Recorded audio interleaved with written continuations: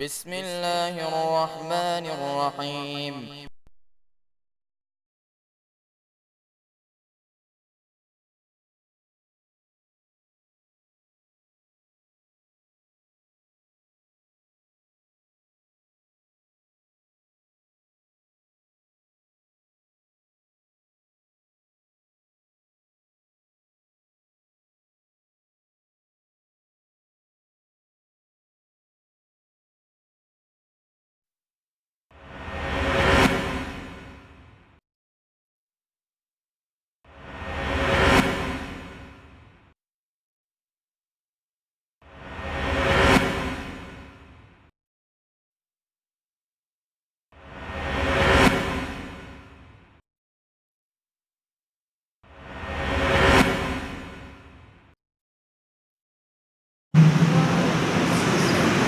نحمده ونصلي ونسلم على رسوله الكريم أما بعد أعوذ بالله من الشيطان الرجيم بسم الله الرحمن الرحيم. حضرات گرامی قدر،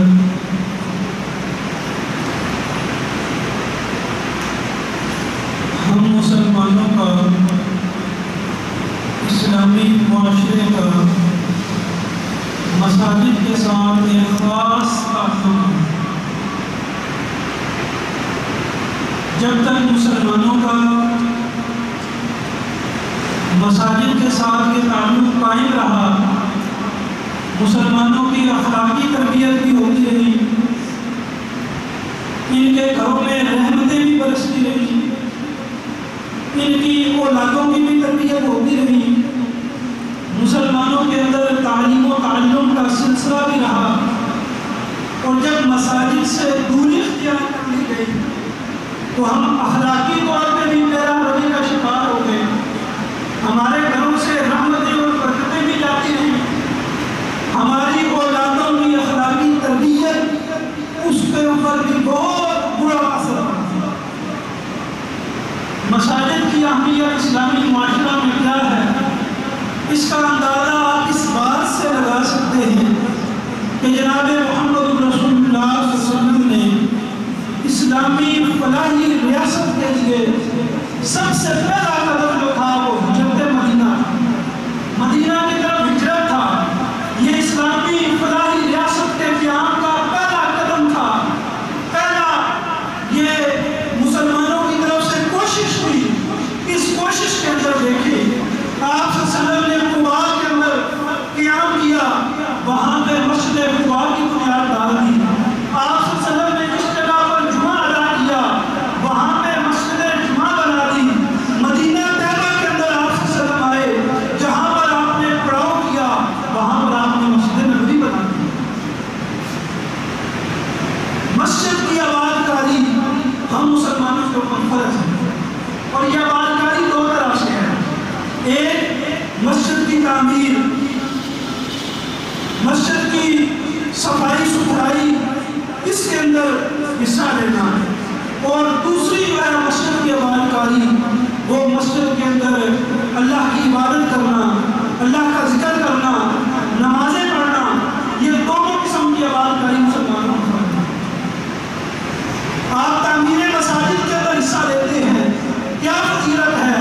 من بنا للہ مسجدا بنى اللہ لہ بیتا فی الجنہ، جو اللہ کا گھر بناتا ہے، جو مسجد کی تعمیر کے اندر حصہ لیتا ہے، اللہ رب العزت اس کے لیے جنت میں گھر بنا دیتے ہیں۔ یہ تعمیر مساجد کیسا عظیم کام ہے۔ کہیں پر مسجد کی تعمیر ہو رہی ہو، وہاں پہ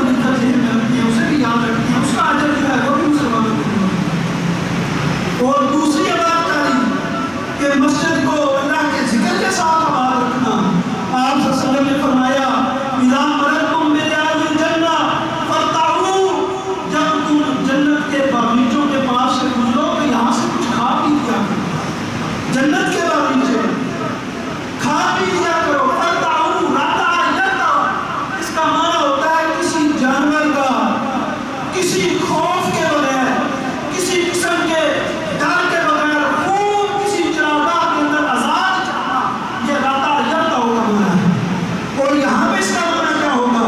کسی بھی قسم کا کوئی دنیاوی خیال، کسی بھی قسم کی کوئی فکر انسان کو لاحق نہ ہو، اور مسجد کے اندر آ کر اللہ کا ذکر، مسجد کے اندر آ کر تلاوت کلام والی، مسجد کے اندر آ کر اپنی جگہ کو اللہ رب العزت کے سامنے جھکا دینا اور خوب سیر ہو کے اللہ کی بات۔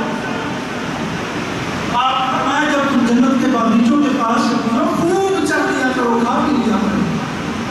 صحابہ کرام نے پوچھا جنت کے باغیچے دنیا میں وہ کون سی جگہ ہے جو جنت کے باغیچے ہیں؟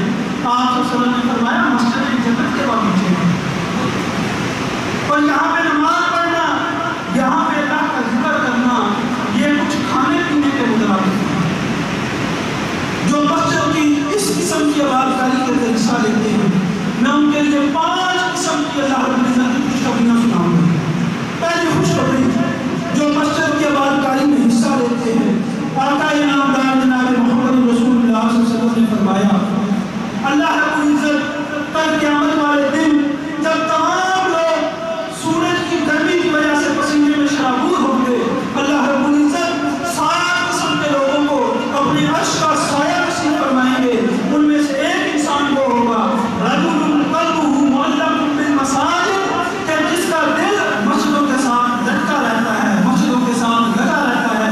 اور نقطہ امام مالک کی روایت کے مطابق یہ ہے کہ جب وہ مسجد سے نکلتا ہے اس کو چین نہیں آتا حتیٰ یعود الیہ، حتیٰ کہ وہ مسجد میں واپس آ جاتا ہے اس کو چین آ جاتا ہے۔ امام نووی رحمہ اللہ فرماتے ہیں کہ مسلمان کی جو حالت ہوتی ہے رجل قلبہ معلق بالمساجد، جس کا مطلب یہ ہے شدید الحب الیہا، اس مسجد کی طرف شدید محبت ہو اور جماعت کے ساتھ پابندی کے ساتھ شرکت، یہ رجل قلبہ معلق بالمساجد کا مطلب ہے۔ اور حافظ ابن حجر رحمہ اللہ اور امام مبارک پوری رحمہ اللہ نے تحفۃ العارضی کے اندر یہ لکھا ہے کہ مومن کی مثال اس طرح ہے کہ جس طرح مچھلی کالسمک فی الماء، جس طرح مچھلی پانی کے اندر ہوتی ہے، یہی حالت مومن کی مسجد کے اندر ہوتی ہے۔ جب وہ مسجد میں آ جاتا ہے تو اس کو اس طرح سکون مل جاتا ہے جس طرح مچھلی پانی کے اندر ہوتی ہے۔ اور منافق کی حالت مسجد میں اس طرح ہوتی ہے کالطیر فی القفص، جس طرح کہ پرندہ جو ہے وہ پنجرے کے اندر بند ہوتا ہے اور قید ہوتا ہے، اس کو پنجرے کے اندر سکون نہیں آتا، یہ منافق کی حالت ہوتی ہے مسجد کے اندر۔ سعید بن مسیب رحمہ اللہ فرماتے ہیں من جلس فی المسجد، جو مسجد کے اندر بیٹھتا ہے فإنما یجالس ربہ، یہ اس طرح ہے کہ یہ اپنے رب کے ساتھ مجلس کر رہا ہے، اپنے رب کے ساتھ آ کے باتیں کر رہا ہے۔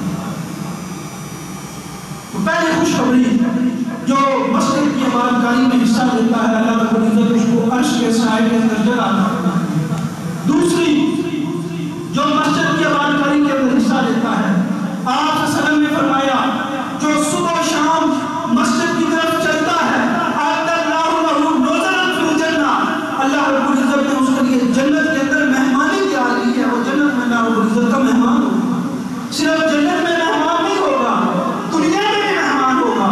آپ صلی اللہ علیہ وسلم نے فرمایا جو انسان مسجد کے اندر نماز کے لیے آتا ہے، مسجد کے اندر اللہ کے ذکر کے لیے آتا ہے، جب یہ اپنے گھر سے چلتا ہے، جس طرح کوئی پردیسی مہمان آپ سے ملنے کے لیے آتا ہے، آپ کو جو خوشی اس پردیسی مہمان کو دیکھ کر ہوتی ہے، اللہ رب العزت کو ویسی خوشی اس بندے کو دیکھ کر ہوتی ہے جو مسجد کے اندر آتا ہے۔ اسی طرح اللہ کا مہمان ہے۔